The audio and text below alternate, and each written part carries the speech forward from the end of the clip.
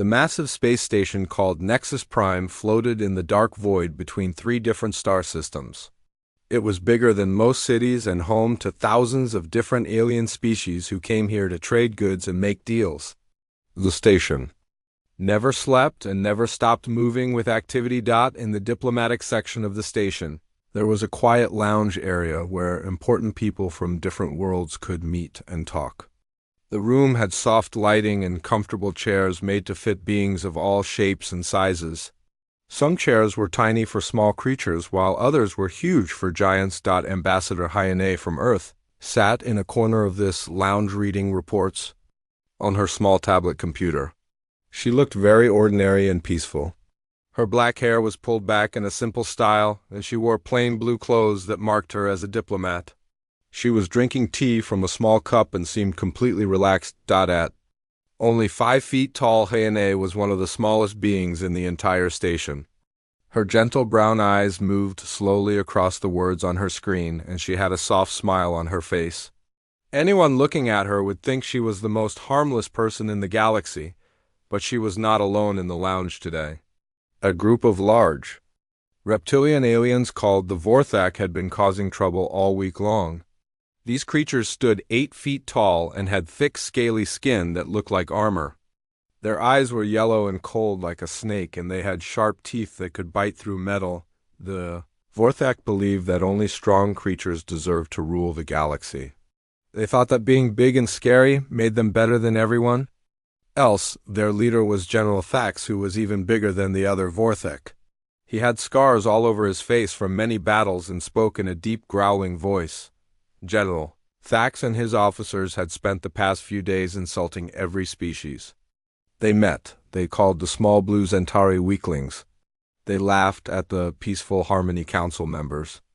They even made fun of the mighty Kronos warriors, saying they were soft. But the Vorthak seemed to especially enjoy picking on humans. They thought humans were too small and weak to matter in galactic politics. Every time they saw a human, they would point and laugh and make loud comments about how pathetic Earth creatures were. Today was no different. General Thax noticed Hyena sitting quietly in her corner and decided she would be perfect for his entertainment. He walked over to where his officers were standing and pointed at the small human woman. "Look at that tiny human female," he said in his loud, hissing voice. "She cannot even lift a proper weapon. How did such a weak species ever join the Galactic Council?" His companions started laughing and showing their sharp teeth under the bright station lights. The other aliens in the lounge looked uncomfortable. Many of them had great respect for human diplomats who were known for being smart and fair, but none of them wanted to argue with the dangerous Vorthak warriors. Hyena continued reading her reports as if she could not hear the insults. She had dealt with bullies like this many times before in her career. Her calm nature and patient attitude had earned her friends among most alien species. But some creatures always mistook her kindness for weakness. She turned a page on her tablet and took another sip of tea. The reports she was reading were about trade agreements between different worlds. It was boring work, but very important for keeping peace in the galaxy. She had been working on these papers for hours, but showed no signs of being tired to the station. Security Chief Krelm walked into the lounge area. He was a massive, bear-like creature with thick brown fur and small black eyes. Krelm was known for being fair, but very strict about keeping order on the station. He looked worried as he approached. "Ambassador," the security chief said in his deep, rumbling voice. "The Vorthak are causing problems again. They refuse to follow station rules and keep threatening smaller species. They scared a group of traders so badly that they left without finishing their business. Perhaps you could speak with them and help solve this problem." Hyena looked up from her tablet with that same gentle smile she always wore. "Of course, Chief Krelm," she said in her soft voice. "I'm always happy to help resolve conflicts peacefully. Diplomatic solutions are always better than fighting." She closed her tablet and stood up slowly. Her movements were graceful and calm, like someone who had never been in a hurry in her life. She smoothed her simple blue diplomatic robes and checked to make sure her official badge was straight. The other aliens in the lounge watched as she walked toward the group of Vorthak warriors. Some of them looked worried for her safety. The Vorthak were known to be violent and unpredictable. They had hurt people before just for fun. General Fax saw her coming and his yellow eyes lit up with cruel amusement. He towered over her like a mountain over a small hill. His massive frame blocked out the light from above and cast a shadow over the small human diplomat. "What does this little creature want?" he growled in his deep voice that echoed through the entire lounge. The sound was so loud that some of the smaller aliens covered their ears. Other creatures in the room stopped their conversations to watch what would happen. "General, I am Ambassador Hayane," she said, looking up at him without any fear in her voice. "I understand there have been some misunderstandings between you and other species on the station. Perhaps we could discuss these issues calmly and find a solution that works for everyone." Her voice was soft and respectful. She showed no sign of being afraid, even though the general could easily crush her with one of his massive clawed hands. She spoke to him like she would speak to any other diplomat at a peaceful meeting. The general threw back his huge head and laughed loudly. The sound was like rocks falling down a mountain. His officers joined in the laughter and their sharp teeth gleamed in the station lights. "Misunderstandings," he said, still laughing. "We understand everything perfectly, little human. Weak species like yours should serve strong ones like us. Your pathetic human government should bow down to Vorthak superiority. That is the natural order of things in this galaxy." He leaned down until his massive, scarred face was only inches from hers. His breath was hot and smelled like meat. His yellow eyes stared into her brown ones, trying to frighten her. "You are so small and weak," he hissed. "I could crush you with just one hand. Why does the Galactic Council even allow creatures like you to speak? You should be serving us, not pretending to be our equals." But Hayane did not step back or show any fear. She nodded politely as if he had just made a reasonable comment about the weather. Her smile never wavered and her voice remained calm and friendly. "I see," she said. "Well, perhaps we should continue this conversation in a more private setting where we can talk without disturbing the other people in the lounge. Would you prefer to meet on my ship, or would you like me to come to yours?" The general stopped laughing and looked confused. He had expected her to run away or call for security. Instead, she was inviting him to continue their discussion somewhere else. This was not how weak creatures were supposed to behave. "Your ship," he said with a snort. "What could a human vessel possibly have that would interest warriors like us? Human ships are probably as weak and pathetic as humans themselves." But despite his mocking words, the general was curious. Maybe he could learn something useful about human weaknesses by seeing their technology. It might be helpful for future conquests. "Very well," Hayane said, still smiling. "Shall we go now? I think you will find the visit quite educational. There are some things about humans that might surprise you." The general looked at his officers, who were all nodding eagerly. They were excited about the chance to see human technology and maybe cause some trouble on a human ship. "Fine," he said. "We will come to your ship. But do not waste our time with weak human nonsense. We are warriors, not diplomats." Hayane bowed slightly in a gesture of respect. "Of course, General. I promise you will find it very interesting. Please follow me to the docking bay." As they left the lounge together, the other aliens watched with worried expressions. Many of them liked the gentle human ambassador and feared what the violent Vorthak might do to her. But none of them were brave enough to interfere with such dangerous creatures. Chief Krelm watched them go with concern in his small black eyes. He had a bad feeling about this meeting, but he could not stop it. Diplomatic immunity meant he could not interfere unless actual violence occurred. What the security chief and the other aliens did not know was that Ambassador Hayane was not worried at all. She had dealt with bullies like General Fax before, and she knew exactly how to handle them. She had something waiting on her ship that would change everything. The docking bay was a massive area filled with ships from all over the galaxy. There were small scout vessels next to huge cargo haulers and sleek diplomatic ships parked beside military cruisers. The air was full of the sound of engines starting up and the voices of crew members loading supplies. Hayane led the Vorthak delegation through the maze of spacecraft toward a section reserved for diplomatic vessels. The general and his officers followed behind her, making loud comments about the different ships they passed. They pointed at the smaller vessels and laughed about how weak they looked. There, she said, stopping in front of a modest-looking ship painted in simple white and blue colors. "This is my vessel, the Harmony Bridge. Please come aboard so we can talk more comfortably." The Vorthak stared at the human ship with disappointment. It was much smaller than their own warship and had no visible weapons or armor plating. The hull was smooth and clean with rounded edges that made it look more like a passenger transport than a diplomatic vessel. "This is your mighty ship," General Fax said with a loud snort. "It looks like a cargo hauler for carrying supplies, not a ship for important diplomats. Where are your guns and shields? How do you defend yourself in space?" "Appearances can be deceiving," Hyane replied in her gentle voice. "Please come aboard and I will show you around. I think you will find it quite interesting once you see the inside."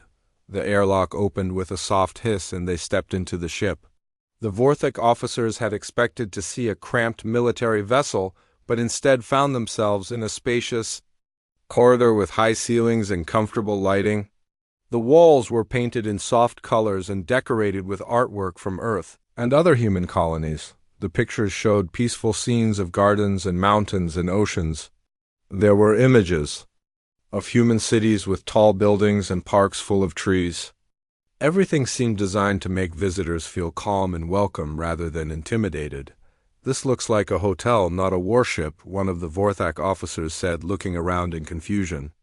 "Where are your weapon systems and battle stations? How do you fight enemies with artwork and pretty pictures? We prefer diplomatic solutions to our problems," Hyane explained as she led them down the corridor. Violence should always be the last choice when dealing with conflicts. There are usually better ways to solve disagreements than fighting. The ship seemed to go on much longer than it had appeared from the outside. They passed through several sections, including a medical bay with advanced equipment and a communications center filled with computers and screens. Everything was clean and well maintained. Finally, they reached a large meeting room with a polished table and comfortable chairs. The walls were lined with bookshelves full of texts from different worlds. There were windows that showed the stars outside and plants growing in small pots around the room. "Please sit down," Hyane said, gesturing to the chairs. "Would you like something to drink? I have tea and coffee and fruit juices from several different planets. The replicator can make almost anything you might want." General Thax remained standing because the chairs looked too small for his massive frame. His yellow eyes scanned the room, looking for hidden weapons or defensive systems. He saw nothing that looked dangerous or military. "We did not come here for a tea party, human," he growled. "We came to see what makes you think you belong among the great powers of the galaxy. Your species is small and weak. What gives you the right to speak as equals to mighty warriors like us?" Hyane poured herself a cup of tea from a pot on the table. Her movements were slow and graceful, as if she had all the time in the world. She seemed completely unworried by the angry aliens towering over her. "Of course, General," she said, taking a sip of her tea. "Let me introduce you to someone who can better explain our capabilities. I think you will find him quite educational." She pressed a button on the table and spoke into a small microphone. "Jinwoo, could you please come to the meeting room? I have some visitors who would like to meet you," a voice answered from speakers hidden in the walls. "Of course, Ambassador. I will be right there." The Vorthak officers looked around the room, trying to figure out where the voice had come from. The speaker sounded young and polite, like a student or assistant. They wondered why the ambassador thought this person could explain anything about human military power. "Jinwoo is my security detail and pilot," Hyane explained. "He has been with me for 3 years now and has been looking forward to meeting representatives from the Vorthak Empire.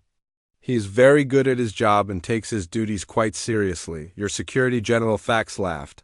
"What can one human do against trained Vorthak warriors?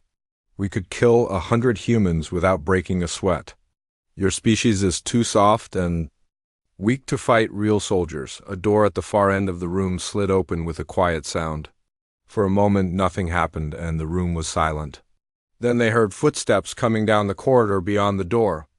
The steps were heavy and made the floor vibrate slightly with each one. The Vorthak officers exchanged worried glances. Whatever was approaching was very large and very heavy. They could hear the whir of machinery and the hiss of hydraulic systems. There were also electronic beeping sounds like from a computer. Jinwoo is quite skilled at his job, Hine continued in her calm voice. He graduated from the Seoul Military Academy with highest honors and has training in many different combat systems. He is also excellent at making coffee and enjoys reading poetry in his spare time. The footsteps grew louder and closer. The sounds of mechanical systems became more obvious. Whatever Jinwoo was, he was not just a normal human. The Vorthak could hear servo motors and power systems running at full capacity. General Thax felt something strange happening to him. For the first time in his long life as a warrior, he was feeling nervous. His hands began to shake slightly and his breathing became faster. This was impossible since Vorthak feared nothing. The electronic beeping sounds grew more frequent as if sensors were scanning the room and its occupants. Red lights began flashing on some kind of display system. The approaching footsteps slowed down as if the owner was being very careful. Please come in, Jinwoo, Hyune called out in her sweet voice. I have some new friends here who would like to meet you. They are very interested in learning about human capabilities and technology. The footsteps stopped just outside the door. The Vorthak could hear the quiet hum of power systems and the soft sound of air being filtered through mechanical lungs. Whatever was about to enter the room was definitely not a normal human being. The doorframe suddenly looked much smaller as a massive shadow appeared beyond it. The electronic sounds became louder and more complex as if an entire computer system was activating. The Vorthak officers pressed themselves against the wall without realizing they were doing it. General Thax tried to look brave, but his yellow eyes were wide with fear. He had never encountered anything like this before. His warrior training had not prepared him for something that sounded like a walking weapons platform. The shadow in the doorway shifted, and they heard the sound of metal scraping against the doorframe.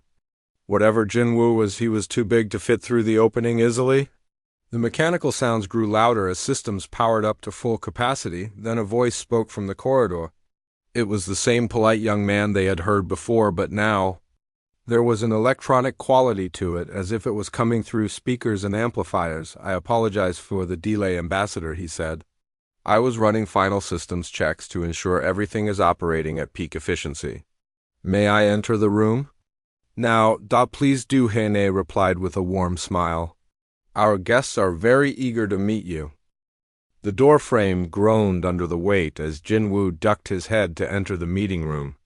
The Vorthak officers, who had spent their entire lives being the biggest and strongest creatures in any room, suddenly understood what it felt like to be small and helpless. Jinwoo stood 9 feet tall in his powered combat armor. The suit was a masterpiece of human engineering that turned an ordinary person into a walking fortress. The armor was matte black with silver highlights and covered in sensors and weapon systems that most aliens had never seen before. His helmet was sleek and featureless except for a blue visor that glowed with internal displays. The chest plate was thick and rounded to deflect incoming fire. His arms and legs were reinforced with additional plating that made him look like a mechanical giant. Good afternoon, gentlemen, Jinwoo said as he straightened to his full height. His voice came through external speakers with a slight electronic tone that made it sound both human and mechanical at the same time. Ambassador Hyune has told me so much about your visit. The servo motors in his armor whirred quietly as he moved. Each step made the floor vibrate slightly under his massive weight. Red and blue lights blinked on his helmet and chest as various systems monitored the room and its occupants. General Thax, who had towered over every being he had ever met, now found himself looking up at the armored figure. The suit made Jinwoo appear even more massive than his actual size. He looked like a tank that had been shaped into the form of a man. This is your security, the general managed to say. His voice had lost all of its usual confidence and strength. He sounded like a small child trying to talk to a giant. Jinwoo is much more than just security, Hyune explained. She was still sitting calmly at the table as if having a 9-foot-tall armored warrior in the room was completely normal. He's a graduate of the Seoul Military Academy and has training in 17 different combat systems. She took another sip of her tea before continuing. He was also certified in powered armor operations and starship combat systems. His reflexes have been enhanced and his strength increased by the suit. But most importantly, he makes excellent coffee. Jin-Woo turned his helmet toward the ambassador, and even through the electronic speakers there was warmth in his voice when he spoke to her. "Thank you, Ambassador," he said. "I do take pride in my brewing skills. Perhaps our guests would like to try some later." The Vorthik officers had pressed themselves against the wall, trying to get as far away from the armored giant as possible. Their warrior culture had taught them to respect strength, and the power radiating from Jin-Woo was unlike anything they had ever encountered. "Your people build such machines?" asked one of the officers in a whisper. His voice was shaking with fear, and his yellow eyes were wide with terror. "This is not a machine," Hyane corrected gently. "This is Jin-Woo wearing his work uniform. The armor enhances his natural abilities, but inside is a human just like me. Would you like to see Doc before anyone could answer?" Jin-Woo reached up and touched controls on the side of his helmet. There was a soft hiss of air as seals disengaged and the armored faceplate retracted into the helmet mechanism. The face that was revealed was completely ordinary and human. Jin-Woo looked like a young man in his 20s with kind brown eyes and a friendly smile. He had short black hair and smooth skin without any scars or marks. He looked like someone who should be working in an office or teaching children. "Please do not let the armor frighten you," he said in his natural voice, which was much warmer and softer than the electronic version. "I only wear it when my duties require it. Most of the time I am just like Ambassador Hyone. I prefer reading books to fighting battles." General Thax stared at the human face in shock. This was not the expression of a killer or a professional soldier. This person looked like he would rather be gardening or painting pictures than wearing armor and carrying weapons. "But you have the armor of death and destruction," Thax said slowly. "Why would someone like you choose to become a warrior?" Jin-Woo's expression became more serious but still kind. "I do not wear the armor of death, General," he said. "I wear the armor of protection. There is a very important difference between the two. I hope you never have to see it in action." The helmet slid back into place and Jin-Woo's imposing presence returned. The blue visor began glowing again as sensors and displays came back online. The electronic voice returned as he spoke through the suit systems. "Now, I believe you are having a diplomatic discussion with Ambassador Hyane," he said. "Please continue with your conversation. I will stand here quietly and make sure everyone remains safe and comfortable." The way he said the word safely made it clear that he was not just talking about protecting the ambassador. He was also making sure that the Vorthek did not do anything that might force him to take action against them. Hyone smiled at her guardian and then turned back to the alien visitors. "Where were we?" she asked pleasantly. "Oh yes, you were explaining your views about strength and weakness. Please continue." "General, I am very interested in your philosophy." General Thax tried to remember what he had been saying before the armored giant had entered the room. His mind was still trying to process what he had just witnessed. A normal-looking human had just demonstrated the ability to become a living weapon system. "You humans hide your true nature," he said finally. "You pretend to be weak and harmless, but you have warriors like this hidden away. You are more dangerous than any species in the galaxy." Jin-Woo's helmet tilted slightly as if he was considering this statement. "We do not hide our nature, General," he said. "We simply do not advertise our capabilities unless it becomes necessary. Most problems can be solved with words rather than weapons, but when words fail," the general asked, "what happens when diplomacy does not work and violence becomes inevitable? What do you do then?" Jin-Woo was quiet for a moment before answering. "When diplomacy fails and innocent lives are threatened, then we respond with appropriate force," he said. "But we always hope it never comes to that point. Prevention is always better than cure." The Vorthek officers were beginning to understand something that terrified them. These humans were not just strong They were smart enough to hide their strength until it was needed. They were dangerous in ways that most species could never imagine. How many humans have this armor? Asked one of the officers.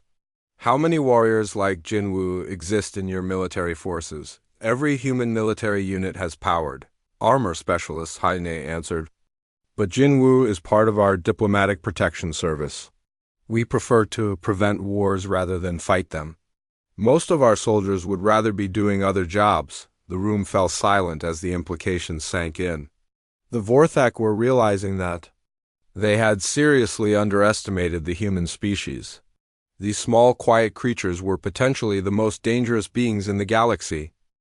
General Thax felt his understanding of the universe beginning to crack and crumble. The small human female had just introduced him to a walking weapons platform that spoke softly and offered to make coffee. Nothing about this situation made sense according to everything he had been taught. Your warrior hides behind machines and armor, he said, trying to sound brave and confident. Without his mechanical suit, he is just another weak human. Take away the technology and he is nothing special. Jinwoo Helmet turned toward the general, and even though his face was hidden, the Vorthak could sense that he was being studied and evaluated. The blue visor seemed to be looking directly into his soul. Would you like me to demonstrate some of the capabilities of this suit, General? He asked. I can show you some of its defensive and offensive systems. It might help you understand what human technology can accomplish. Hyena set down her teacup and nodded approvingly. That might be very educational, she said. Jinwoo, perhaps you could show them the training simulation mode. I think our guests would find it quite informative. Of course, Ambassador, Jinwoo replied. He stepped into the center of the room, which suddenly seemed much smaller with his massive presence filling it. Computer-activate training simulation program. Enable full safety protocols. The walls of the meeting room suddenly shimmered and changed. The solid surfaces became transparent and were replaced by a three-dimensional battlefield that stretched in all directions. The Vorthak officers jumped in surprise as the familiar room vanished around them. Enemy targets began appearing throughout the simulated environment. Strange alien creatures with multiple arms and razor-sharp claws moved with deadly speed and obvious hostile intent. The simulation was so realistic that the Vorthak ducked instinctively as creatures flew over their heads.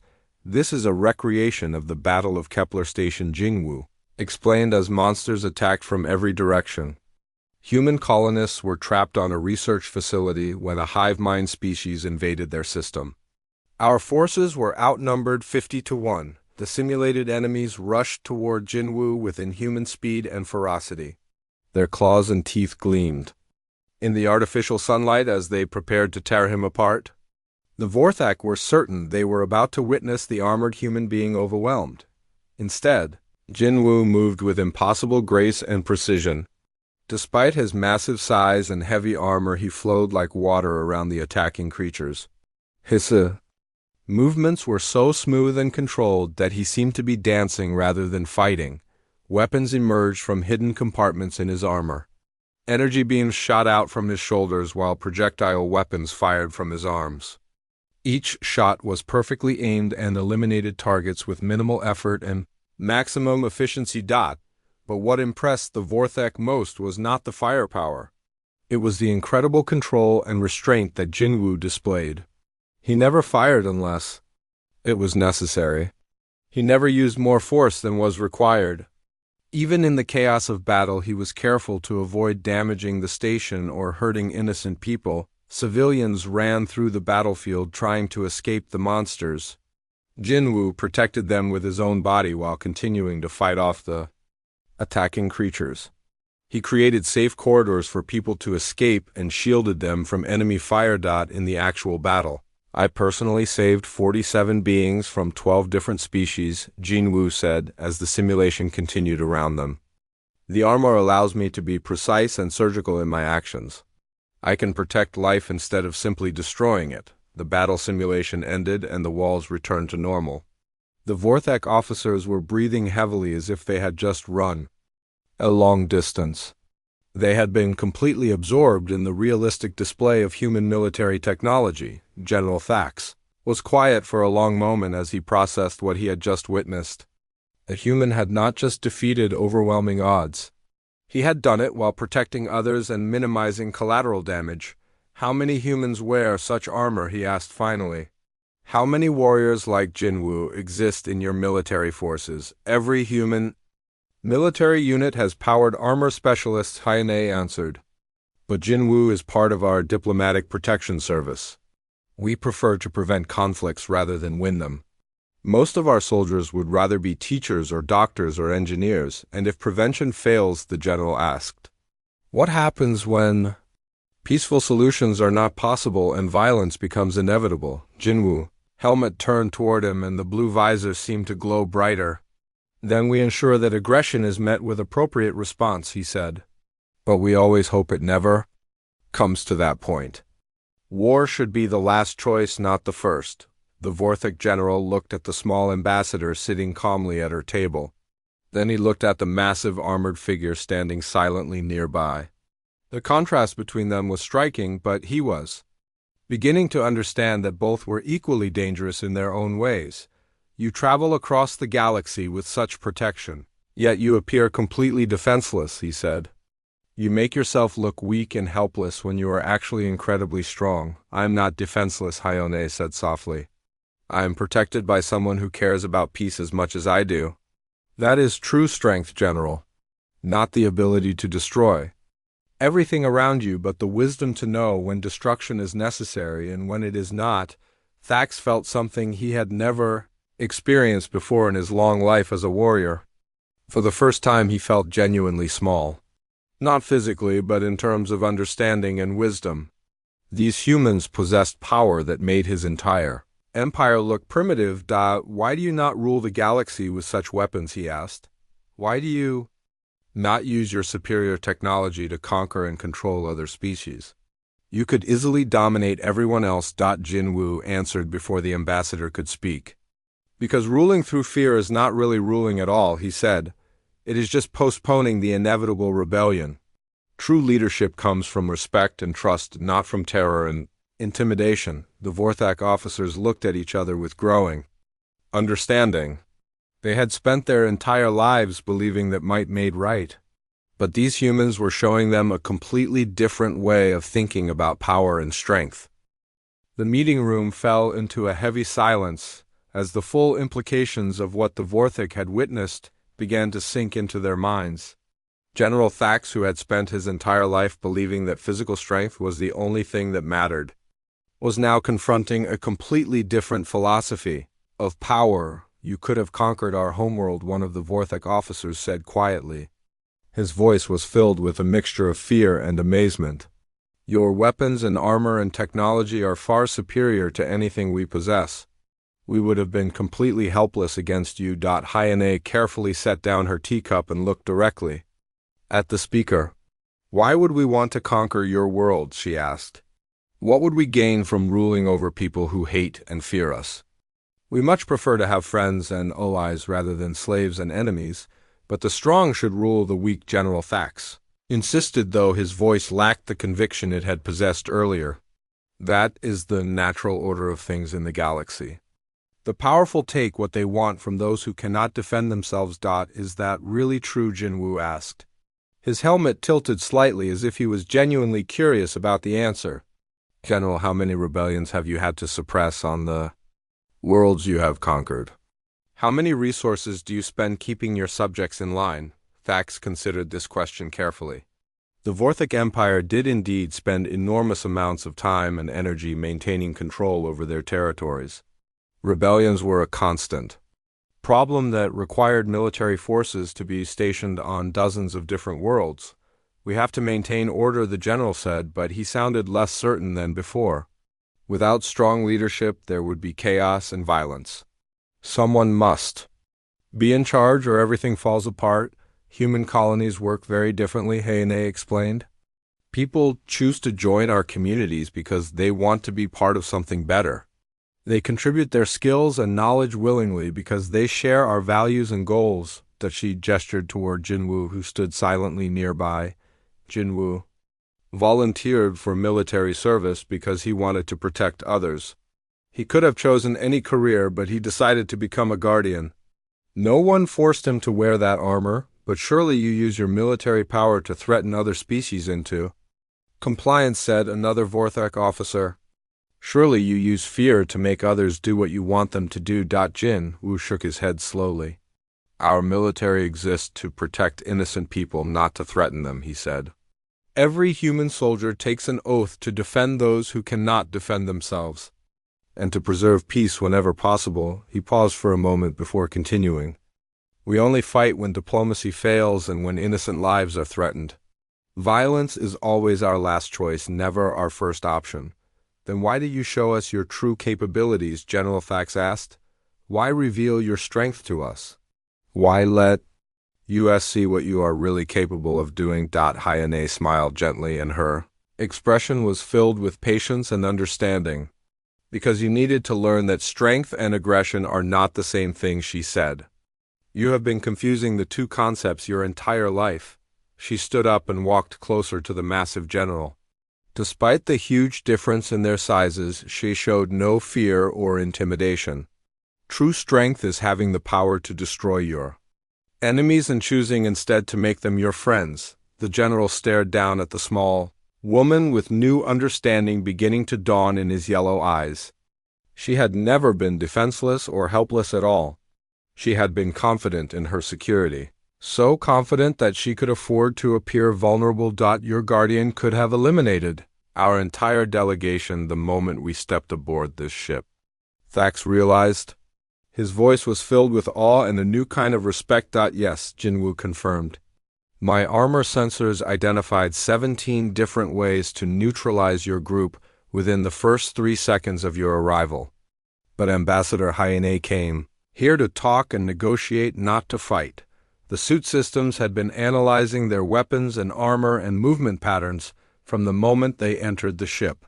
Jinwoo could have ended the threat they represented before they even realized they were in danger, and you would have continued to do nothing even if we had threatened her, asked the general. Even if we had tried to hurt the ambassador, you would have just stood there. Jin-Woo helmet turned toward Hyane and then back to the Vorthek leader. I would have given you every possible opportunity to choose peace over violence, he said. But if you had chosen to harm someone under my protection, you would have discovered exactly how effective human military technology can be. The threat was delivered in the same calm, reasonable tone that Jinwoo used for everything else. Somehow, this made it even more terrifying than if he had shouted or made angry gestures. We have seriously underestimated your species, General Thax admitted.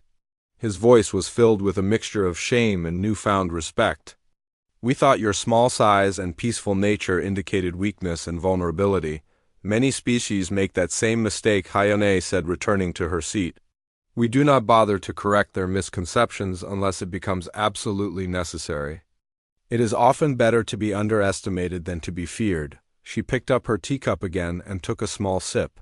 The room was quiet except for the soft hum of Jinwoo armor systems and the distant sounds of the space station outside their ship. The Vorthek officers were beginning to understand something that changed their entire worldview. These humans were not just physically powerful, they were smart enough to hide their capabilities until the right moment. They were dangerous in ways that most species could never imagine, but instead of using their power to dominate and control others, they chose to use it to protect and defend. They preferred to make allies rather than enemies. They would rather have friends than subjects. 4 hours later, the Vorthek delegation prepared to leave the human diplomatic vessel. General Thax walked with less swagger and arrogance than when he had first arrived. His massive frame somehow seemed smaller despite no actual physical change having occurred. The conversation had continued for most of the afternoon, with Hyane patiently explaining human philosophy and Jinwoo demonstrating various non-lethal capabilities of his armor systems. The Vorthek had asked hundreds of questions about human society and military organization. General Hyane said as they reached the airlock that connected the two ships, I hope this meeting has been helpful and educational. The Galactic Council truly values the Vorthek people as potential allies rather than enemies. Thax stopped walking and turned to face the small human diplomat. Despite her tiny size compared to his massive bulk, he now saw her as an equal worthy of respect. "Ambassador, I must ask you something important," he said. "Of course," General Hyone replied. "What would you like to know?"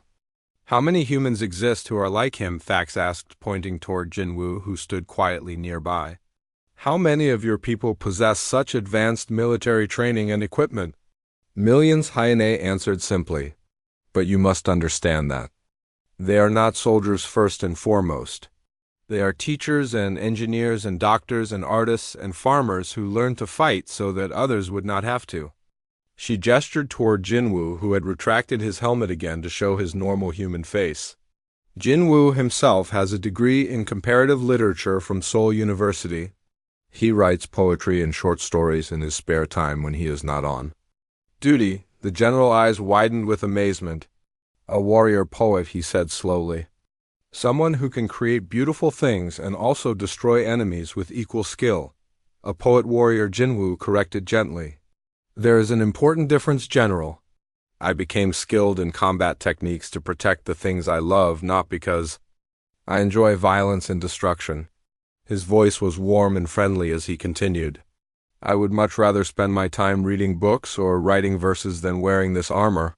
But someone needs to keep people like Ambassador Hyone safe while she does her important work." Thax nodded slowly as understanding continued to dawn in his mind. "Your strength comes from your values and beliefs, not from your weapons and technology," he said. "The armor and guns are just tools to serve a higher purpose." "Exactly," Hyone confirmed. "The equipment and training are important, but what really matters is the person inside, and what they choose to do with their abilities."